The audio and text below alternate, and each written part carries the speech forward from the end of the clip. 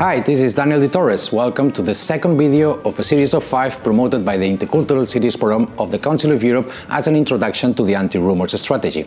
On this video, we will explain the key concepts and the main principles that we need to consider before defining an anti-rumours strategy. Let's start defining the key concepts underlying the anti-rumours strategy.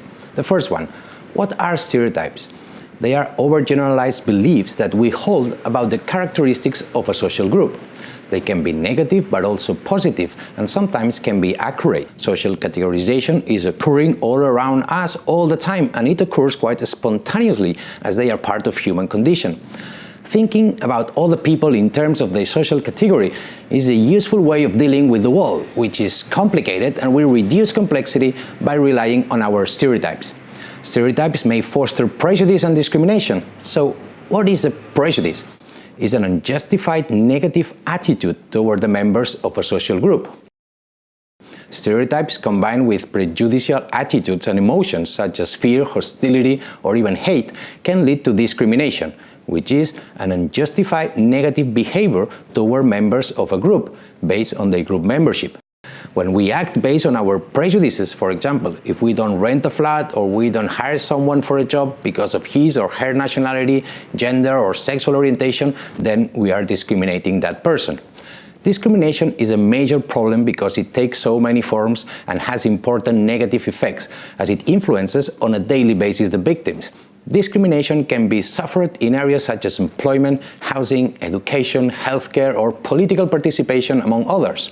Moreover, discrimination can go even farther and take the form of violence and persecution. Our stereotypes and prejudices are learned through many different processes, and they thrive in environments in which are perceived to be the norm.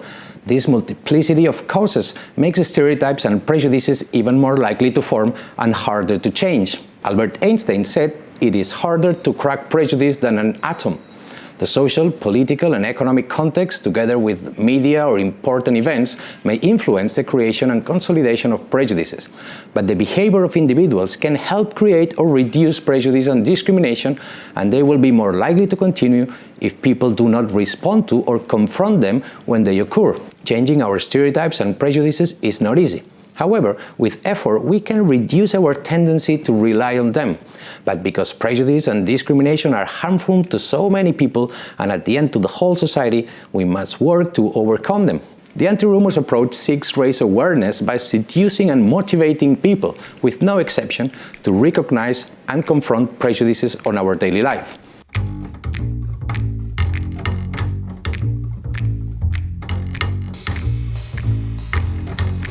What are the key principles we must consider before designing an anti-rumours strategy? The first one is political commitment. The anti-rumours strategy is a public policy, mainly at the city level.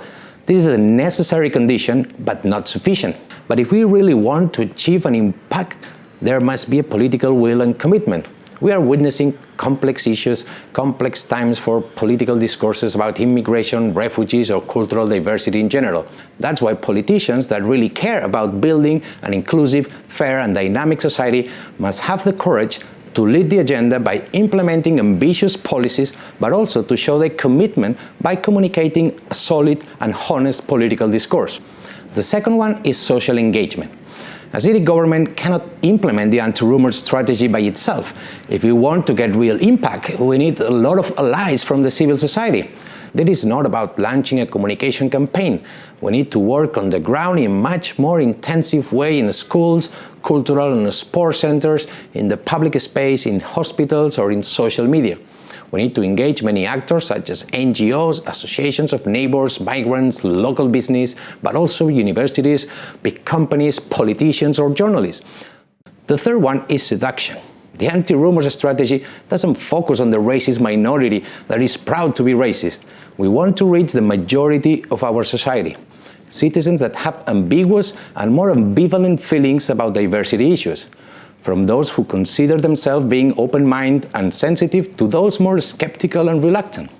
The majority of us belong to this big group, and the aim of the anti-rumours strategy is not blaming people for having those prejudices, but seducing them by raising awareness on their negative consequences.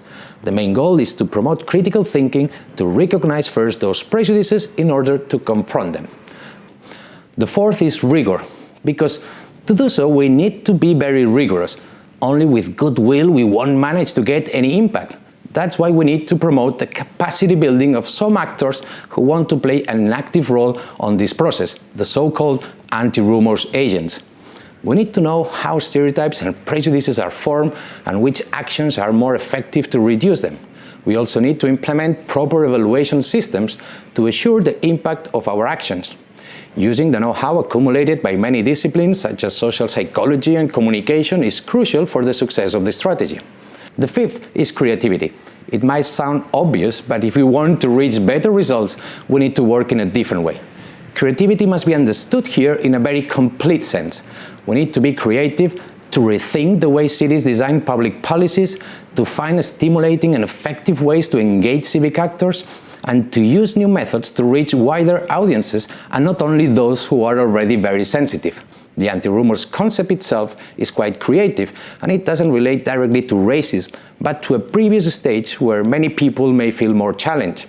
That's why the anti-rumors concept is very useful to attract the curiosity of people, and we can use it to introduce more complex issues. The final one is sustainability.